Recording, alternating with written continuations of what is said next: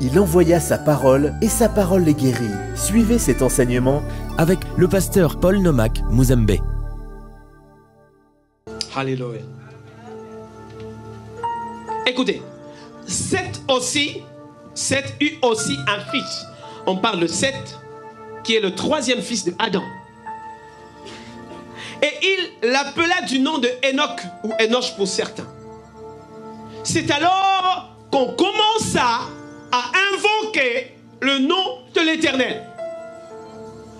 On commence là à invoquer le nom de l'Éternel parce que l'homme a été chassé de Éden. Donc dans Éden, l'homme n'avait pas besoin de prier. Alléluia. C'est un temps d'enseignement, ce n'est pas une prédication. C'est pour ça qu'on y va petit à petit. On pose les bases. C'est alors qu'on commence à invoquer le nom du Seigneur, de l'Éternel, Yahweh. C'est là le tétragramme de 4 lettres de Yahweh apparaît pour la première fois dans les Écritures anciennes. Yahweh, Éternel. C'est lorsque Seth a enfanté Enoch. C'est par lui que la conversation ou la prière ou une forme d'adoration a commencé. Une forme de prière, une forme de recherche. Donc vous pouvez vous imaginer. Alors, lisez avec moi, vous qui êtes souvent des lecteurs de la Bible, allez regarder dans les Écritures. Enoch est né à quel moment? Combien d'années se sont passées entre Adam et Enoch? Et tout ce temps-là, Dieu ne parlait plus. Dieu ne parlait plus. On dit qu'à l'avènement ou à la naissance d'Enoch, lorsqu'il a grandi, on commence à invoquer le nom du Seigneur. Donc, tous ces temps-là, Dieu ne parlait plus.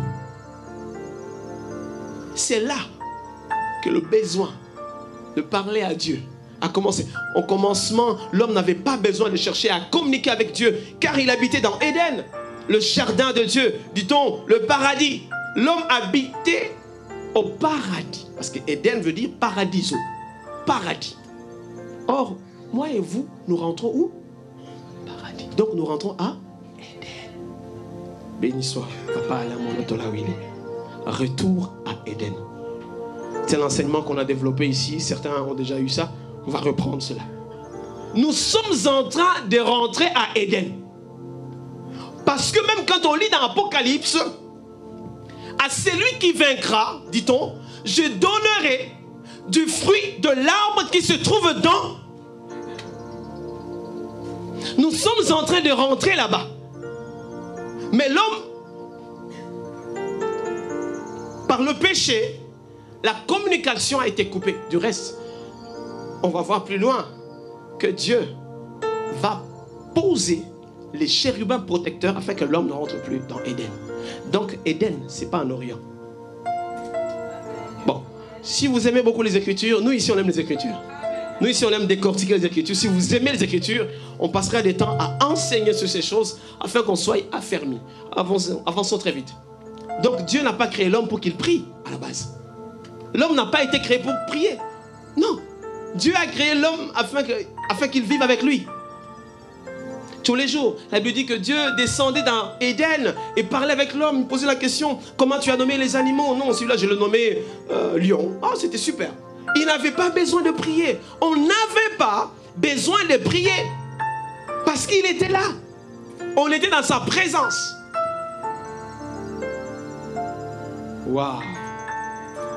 Seth eut un fils et il appela du nom de Enoch ou Enoch. C'est alors que l'on commença à invoquer le nom de l'Éternel. C'est là pour la première fois le tétragramme de 4 lettres qui forment Yahweh en hébreu est apparu pour la première fois dans les Écritures. Donc nous comprenons que à la base, nous n'avons pas été créés pour prier, pour invoquer, pour chercher, pour plaider. Non, nous vivions. Et c'est alors aussi que je confirme que quand nous irons au ciel, on ne priera plus. Hein? Quand on sera au ciel, on ne va plus prier. Rejoignez-nous à Fila. Votre place y est. Venez et ensemble travaillons activement pour l'avancement du royaume dans la francophonie.